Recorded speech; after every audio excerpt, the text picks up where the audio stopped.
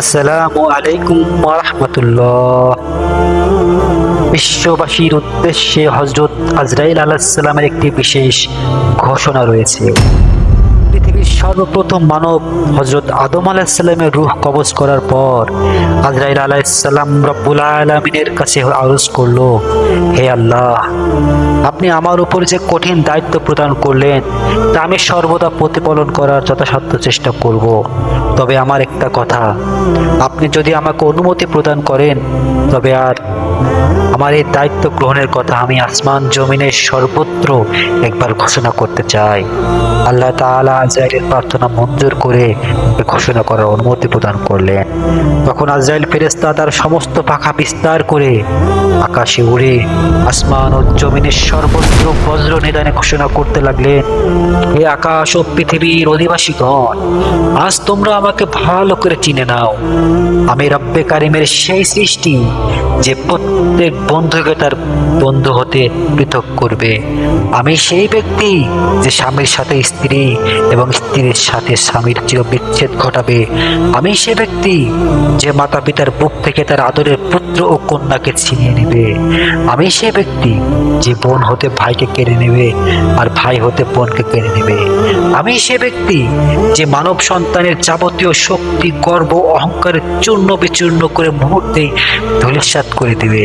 হে মানব সকল, জেনে রাখো, আমি সে ব্যক্তি তোমাদের কষ্টে উপার্জিত স্বাদের ধন সম্পদের মায়া ত্যাগ করে টেনে হেঁচড়ে নিয়ে যেতে বাধ্য করবে। যদি তোমরা গভীর সমুদ্রে অতল তলদেশে গমন করো, অথবা দুর্গম পর্বতের নিবৃত্ত গুহায় চলে যাও, অথবা প্রাণী শূন্য গভীর অরণ্যে লুকায়িত হও, তবু আমার কবল হতে কিছুতে তোমরা নিষ্কৃতি পাবে না। প্রত্যেক প্রাণীকে আমি পাকড়াও করব, যেখানেই থাকো না কেন। হাদিস শরীফে উল্লেখিত আছে, রাসূলুল্লাহ সাল্লাল্লাহু আলাইহি সাল্লাম বলেছেন, যখন কোনো লোকের মৃত্যুর সময় উপস্থিত হয় তখন আজরাইল ফেরেশতা একজন মানবের আকৃতিতে মুমূর্ষু ব্যক্তির সামনে দাঁড়ায়। মুমূর্ষু ব্যক্তি তাকে জিজ্ঞেস করে, তুমি কে? তোমাকে তো আমি আগে আর কখনো দেখিনি। তুমি কি জন্য এসেছো? আর বাকি লোকজন তোমার ব্যাপারে কিছু জিজ্ঞেস করছে না কেন? এর উত্তরে আজরাইল আলাইহিস সালাম বলবেন, বাকিরা আমাকে দেখতে পাচ্ছে না, শুধু তুমি আমাকে দেখতে পাচ্ছ। বুঝতে পারছো? আমি মালাইকাল মাউত, তোমাকে দুনিয়া হতে উঠিয়ে নিতে এসেছি। আজ আমি তোমার স্ত্রী বা ছেলে মেয়েদেরকে এতিম করব। তুমি যে বাড়ি ঘর দালান কোঠা প্রস্তুত করার জন্য, যে বিষয় সম্পদ অর্জন করার জন্য চুরি ডাকাতি করেছো, ঘুষ নিয়েছো, লোকের সাথে ছলচাতুরি প্রবঞ্চনা করেছো, মিথ্যা সাক্ষী দিয়েছো, মিথ্যা প্রবঞ্চনায় আশ্রয় নিয়েছো, অন্যের প্রতি জুলুম অত্যাচার করেছো, ফাঁকি দিয়েছো, শত শত প্রকারের আল্লাহর নাফরমানি করে জাহান্নাম কিনে নিয়েছো।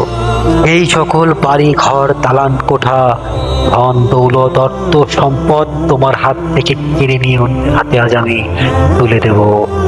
আজরাইল ফেরেশতার কথা শুনে সেই মুমূর্ষু ব্যক্তি অত্যন্ত বিচলিত হয়ে ছটফট করতে থাকে এবং তার দিক হতে মুখ ফিরিয়ে পার্শ্বপথ পরিবর্তন করে শয়ন করে। কিন্তু এতে কি আর রক্ষা হয়? আজরাইল ফেরেশতা তখন অপর দিক হতে পুনরায় তার সামনে এসে বলতে লাগবে, কি ব্যাপার, মাথা ফেরাচ্ছ কেন? তুমি কি আমাকে চিনতে পারছো না? আমি সেই ফেরেশতা যে তোমার মাতা পিতার জান কবজ করেছিলাম। তুমি দাঁড়িয়ে থেকে তোমার মায়ের মৃত্যু দেখে কেঁদেছিলে।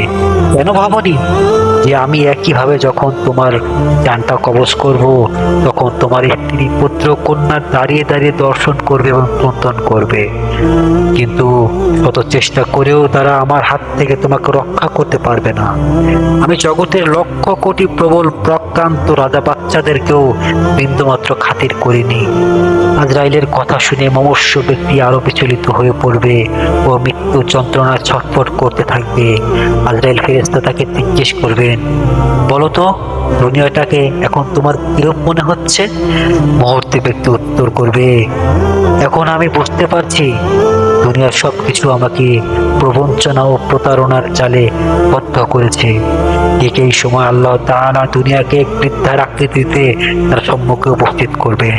দুনিয়া বৃদ্ধার আকৃতিতে সেই মুমূর্ষু ব্যক্তির সামনে এসে তাকেই বলতে থাকবে, হে পাপিষ্ঠ, কোন আক্কেলে তুই আমাকে প্রবঞ্চক প্রতারক বলে গালি দিচ্ছিস? এরকম কথা বলতে কি তোর একটু লজ্জা হলো না? দুনিয়ার বুকে তুই নিজেই তো সত্য গুনাহর কাজ করেছিস, কোনোদিন তো দেখিনি গুনাহ থেকে বাঁচতে বিন্দু পরিমাণ চেষ্টা করেছিস। একবারও তো দেখিনি তওবা করে ফিরে আসতে। তুই সর্বদা আমাকে পাওয়ার জন্য লালায়িত ছিলি, কিন্তু আমি কোনোদিন তোকে চাইনি। তুই আমার মায়ায় মুক্ত হয়ে অন্যায় অত্যাচার হালাল হারামের পার্থক্য পর্যন্ত ভুলে গিয়েছিলি। তখন তোর মনে বিশ্বাস ছিল চিরদিন তোর এইভাবে কেটে যাবে, তুই চিরকাল দুনিয়াতে থাকবি, দুনিয়া ছেড়ে কোনোদিন তোকে যেতে হবে না। অথচ তোর নিজের ভুলের জন্য তুই আমাকে দোষারোপ করছিস, প্রতারক বলছিস, প্রবঞ্চক বলে গালি দিচ্ছিস। তোর মতো দুনিয়াদার লোকের পক্ষে এখন দুনিয়াকে গালি দেওয়া মোটেও শোভা পায় না। অতঃপর তার সম্মুখ হতে বৃদ্ধারূপে দুনিয়া অদৃশ্য হয়ে যাবে এই বাক্যগুলো বলে।